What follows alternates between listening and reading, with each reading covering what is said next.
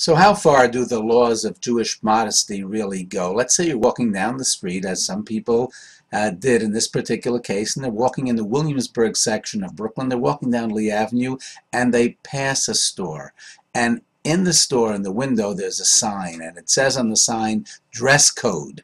And then underneath it says, no shorts, no bare feet, no sleeveless, no low-cut necklines allowed in this store. What do you think of a sign like that?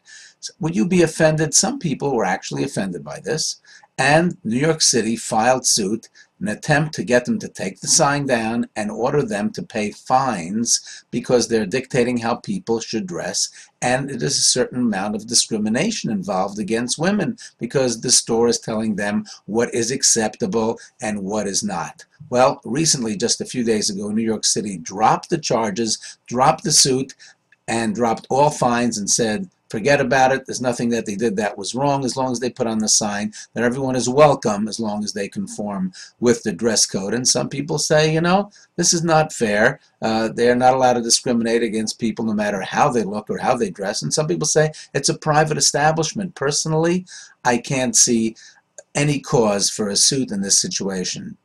As it happens, my wife, we own a couple of clothing stores. We never put a sign out like that on those stores, but it's a private thing. You want to know, you don't want to offend the other customers. Let's say I have a country club or a private club, and I have a certain dress code to come into the restaurant, come to the club. You have to wear a suit and a jacket and a tie. I think there's a certain dress code that is acceptable and where stores are allowed to state their preferences. Why not?